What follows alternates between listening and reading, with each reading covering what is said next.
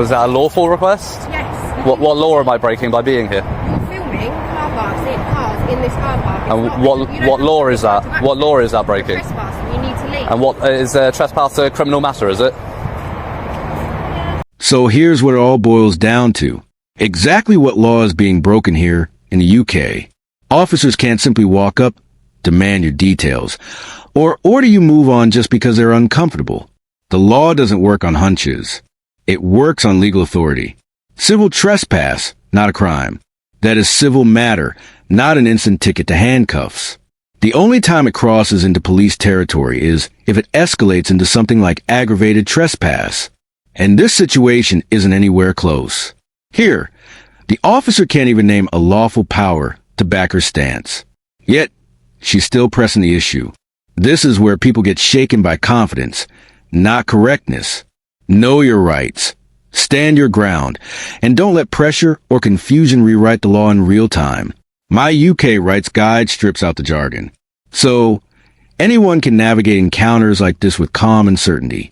See, it's funny because when you think I'm doing something illegal, you come and accost me, but you were too busy to deal with these sorts of things 2 minutes ago when I reported an officer committing offences. I can't deal. If an officer has committed an offence, I can't deal with that. It's not on my level. It needs to go to a sergeant or higher up or our PSD. Well, so why don't you take the details, report it to a sergeant, but you're quite happy to come and accost me, but you can't deal with matters? In the reception. I don't want to go into the reception. I'm quite happy here. Okay. If you want to discuss it, if you want someone to listen... I don't want to discuss it. I've discussed it. I walked away after they left. Walked away. We've left it. That's it. She's followed me and accosted me after we've had that discussion in a public area. This is a private car park. Right.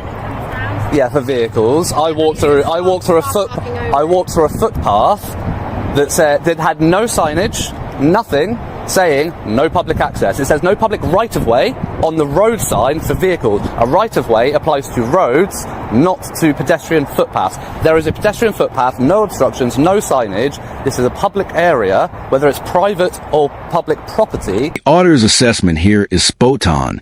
No warning signs, no staff-only markers, no restricted area boards, not even a painted boundary line. In UK law, that setup allows the public to assume they're welcome to pass through. It's called the implied right of access. At the very worst, we're talking about civil trespass, a matter strictly between the property owner and the individual. That a conversation for solicitors, not a police investigation. This distinction matters because so often police presence makes people believe a crime has occurred when legally nothing of the sort has happened. What do you want to do? What do you want to gain? Be left alone. Okay. Who are you two? Sorry, you've come in and joined the conversation. Sorry? No problem, police officers. And what's your name and badge number? 89. 89? Yeah. DC, PC, DS? 89. PC, 89. And yourself? I'm DC 424. DC 424. And you're both based here? Yeah. But we're just saying, if you want, we can go over there, but we're just saying this is private property. This is a police car park. Okay. It's private property. So if you want to come back over there, by all means, we can go and try and sort out whatever your complaint is, but it's having it in our private property. Okay. We're not going to have that. So if you want to come over to the foyer, no problems at all. We can go and have a chat in there. But the foyer is private property as well. Yeah, but you can gain access. I can gain access to this. We've just been through that. We've just been through this. There's nothing for pedestrians. Why not? Because it's a secure, and it could be, you could pose a security. Well, it's not secure, is it? If I've just managed to walk in here, it's not secure, is it? All right. You say secure, but it's not. What's your purpose for being on this car park? Because our concern is... I'm making a video. It's a security breach that we're concerned about. So we're happy to talk to you, but while you're here, we've got concerns about security breach. This is where the logic begins to wobble. The claim, the auditor is a potential security risk. But security under the law isn't a gut feeling. It's supported by tangible, provable facts. If a location was genuinely sensitive, there would be visible physical barriers, lock gates, secure fencing, key card access. The reality, an open route where anyone can stroll in without challenge. That a hole in the planning and execution of site security. Not an excuse to lean on a member of the public. The responsibility to secure the site lies with those in charge, not with civilians who legally walk into an open space. Have a warrant card or an ID card or something. You've given a call number. I've told you my code. Thank you. Yeah, yeah. But your plane's closed, so I just want to see your warrant card as well. So I'm willing to listen to you. We're both willing to listen to you and hear what you have to say. But No, because you're just going to fob me off with the same stuff that the two PCs have. Private car park. Okay, so I'll give you a quick synopsis. Over here, please, because we're not. If a police, so you're a DC, so you're a ranking officer. No, we're all the same rank. You just said DC. Yeah. That's detective constable. Yeah. Is that not a higher rank than a police No, constable? Is it not? Okay, it's just a different area. In that case, then I don't want to talk. Then don't worry. I'll talk to a sergeant if you get me a sergeant. We've got a sign to say it's gated for a reason. Okay. So you see the no entry signs and that one. Like I said, private property, no public right of way. As we discussed, what right of way is not public access. A right of way is relevant to roads. That's what a right of way is. A public right of way is a public road that people can access with a vehicle. Yeah. As you can tell, I'm not in a vehicle. I'm not in a vehicle. If it's secure, right? So as you can see there. I'm not going through it all with you. Well, you're going to try and do the whole. Oh, I know this legislation. I know that. I'm not really that fussed. I've just asked you to leave politely. And I've declined. Yeah. Cool. I just don't really see the point in you being here. Like I don't know. Well, I don't see the point in you being here either. But there we go. Right, this is my job. This is my job. I'm at work. It's my working place. Yeah, it's my place. This is my place of work right now as well. Oh, is it? Yeah. Hello, sir. Thank you. See, sensible. The most sensible person so far. Okay. You a sergeant? Yeah, I am. For my Thank you. Finally. Right. Okay. Well, we'll move away from the PCs because. Are we already standing over there so the cars can move around? Oh well, the cars can move around. I mean, where's the car going to move? Here. It's fine. We've got plenty of room. Just asking where you stand We've got over plenty of room. I just want to move away from the PCs, to be honest. I want to talk to you. I don't want to talk to them.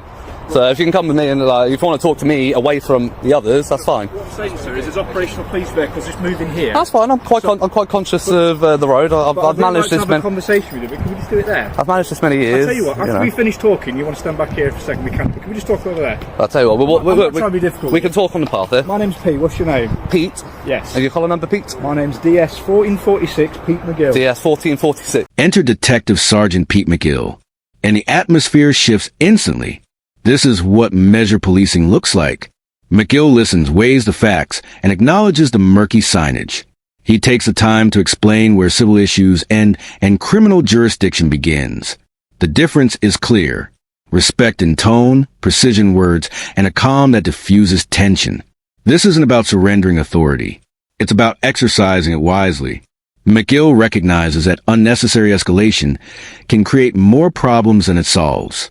A mark of professionalism that restores public confidence in a single conversation. Literally arrived and witnessed a police constable. Yes. Straight away. First thing, as soon as I get here, parked on the roundabout. Right. On the double yellows. Yeah. Engine on, idling, on his mobile phone. Right. So I go and approach. Yeah. He winds his window. So I ask him quite bluntly. I say, "Afternoon. Is there a reason you're parked on double yellows with your engine on your mobile phone?" Yeah. Says, "I'm doing work, I'm waiting for a prisoner to come out." And I said, "Okay." I said, "Are you on the phone to emergency services?" Yeah. "Are you paying at a drive-through?" Okay. No, he just rolls his window up. Right, okay, so you're saying you've seen an officer there, they've been sat there, Yep. idling it, right? Yeah, so idling's an offence, Yeah. idling your vehicle. Being on your phone with the engine on, unless you're on the phone to 999, Yeah. or paying at a drive-through, those are the exceptions to the new legislation. Yeah. Both offences. Notice McGill's approach. No interruptions. No jumping to conclusions. The auditor is documenting events as they happen, including small but telling breaches of conduct. Vehicles idling where they shouldn't. Phone used behind the wheel. These moments are easy to miss if no one is paying attention. That's the value of an audit. It's not about drama. It's about visibility. Even minor missteps carry weight when officers are expected to model the law they enforce. Observation is a tool for accountability, and without it, details slip quietly into the background. Did you introduce yourself? I didn't know, and I'm not, no. What name would you like me to refer to you as? You don't have to give your name at all, You can but call me Sir, or Power. You can call me Power. Yeah. Power? Yeah, let's go with Power, yeah. I'll go with Sir, because Power just that's I didn't think you'd like it, that's why I said it, that's why I gave it as an option. I didn't think you would. Mr. Power, does that sound right to you? Mr. Power, that'd be Go with Mr. Power. No, my ego's not that big, don't worry. Well, you've got yourself Power, you can have a little one. Right, okay. Basically, mate, you are absolutely entitled to film any vehicles you want around here. Yep. Not a problem. You have, if officers want to speak to officers, that's not an issue. Yep. The other thing I'd say is this area Yep. of the car is a private car park. It is, work. yep. So if you wanted to literally step on that pavement there and film my officers, film the cars, Yeah. there's not an issue whatsoever. So, yeah, that's fine. I apprappreciate that. I appreciate that. So the discussion I was trying to have with them, or trying to tell them, right? So they're saying it's secure, it's restricted. You got the gates and all of that. I said, and that sign up there says private property, no public right of way. A right of way is a public road, right? It's not a public pavement. A right of way is a. This is a private. Yes, premises. okay, but I'm getting to that bit. Okay, bear with me. So yes, it's private, but in a private premises, you can still have a public area. A public area does not define whether it's public property or not. A public area. Okay, so. So, but you're as to check. No. So as I've walked up towards the reception area, and then I've literally walked through here. Yeah. No signage for pedestrians saying private property, no public access. You know that would be the key. Yeah. All right. So yes, it is private property. Until I was asked to leave. Yeah. It's publicly accessible. It's still public area. It's still a public area. It's still publicly accessible. The only thing is, you have the right to repeal repeal that implied right of access. Yes, and you know what? Don't disagree with anything you've just said there, Mr. Power. Not a problem. I agree the signage should be better here. McGill doesn't posture or argue. He accepts that the signage could be clearer, and he recognizes the auditor's presence as legitimate. The way he processes a situation, listening, evaluating, responding without provocation, shows the kind of discretion that prevents flashpoints. It's understated, but it's powerful. One professional interaction like this can undo hours of negative perception created by earlier missteps. Other officers should be taking notes. You can and can't do. I've got an absolute issue. Anything you've described so far, I don't have a problem with. In terms of the officer, and if you've had an issue, if you filmed something, if you do want to make a complaint about that. I don't want to go through online. I was told a sergeant could deal with it. I've got his collar number, I've got his name. I want to report that to you now. If you want to take down his details, and you can deal with it. Right, we can have a chat about whatever's happened there. But in terms of, you've raised a few things, haven't you? So right now, that implied consent of a sign is removed. So are we okay just standing over here now that that's been removed so we can talk? No, I'm still going to stay here. Okay, but I'm trying to be courteous to you. I know, and I appreciate that, and that's why I'm not being as belligerent with you. But I am going to stand firm on where I stand, on where I am standing, literally. But I don't understand why, if we've just covered that it's private premises and that implied right has been removed. Yeah. Because I agree, it isn't enough signage. So can you help me understand that rationale? Because at the end of the day, they were. Not a gentleman, I've not met him yet, but the ladies were so belligerent about it, and the fact that I absolutely couldn't be here and absolutely was doing something wrong, especially the blonde officer. So I tried to raise the incident with the guy parked in his marked vehicle and doing all of that. Tried to raise it with her, I was not interested, not her business, because she's a response officer. But then as soon as I come on here, she's got time to deal with that, but she can't deal with that. You see what I mean? That seems like favourability towards another police officer, the thick blue wall as we call it, standing behind the thin blue line, and not holding up her. No, I'm not saying you are, but she's not holding up her oath. Neither was the other gentleman I spoke to. But she's got plenty of time to come and deal with this, apparently, but she doesn't have time to deal with that. What I can say is, if anyone has in any way talked to you and you felt it wasn't being courteous, I can only apologise for that, because ideally we don't want to have that kind of discourse.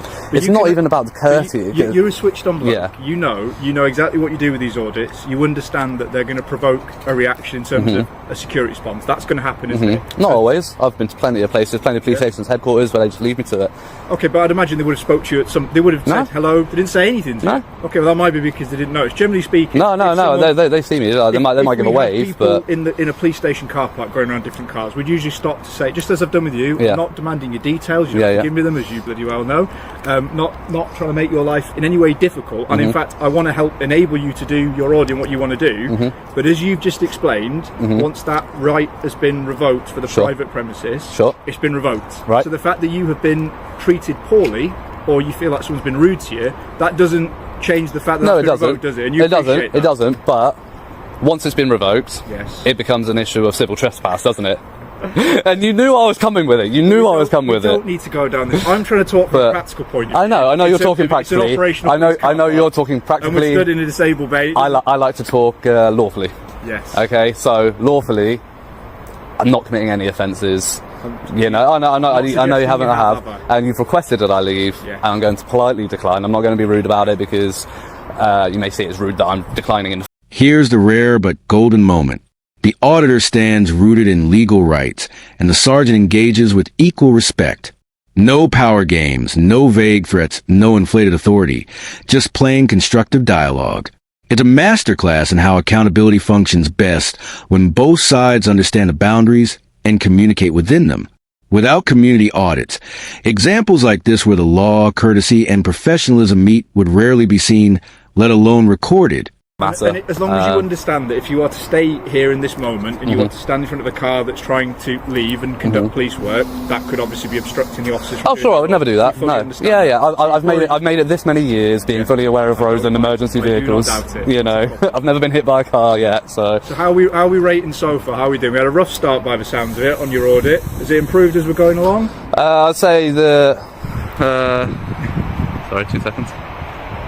Yeah. You've been better. Yeah, I must admit. Yeah, so well, it's a learning experience for me. We don't have this every day. No, it's good to see a sergeant leading by example. Yeah. Hopefully, the PCs and DCs do pick up on your example. I know you want a bit of a reaction. No, I'm not giving a reaction. I'm genuinely stating that I really hope that they pick up on how you've led by example here, and they take some lessons on how you've dealt with this and how you've been so professional, calm about it. You're going to make me blush. You can compliment me like this. No, because you have, and you asked my name, but you didn't push it, so that's fine.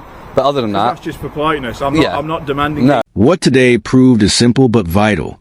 Calm, comp, and policing has a tangible impact. It showed too why audits shouldn't be treated as nuisances, but as checks that protect both public and police. Small oversights, whether a missing sign or a moment of attention, can snowball if nobody's watching. My Know Your Rights guide isn't just for auditors, and it's not just for confrontations. It's for anyone who values clarity over confusion and facts over assumptions. Knowledge and respect aren't rivals, they're partners. Stay informed, use it wisely, and you'll navigate these moments with confidence.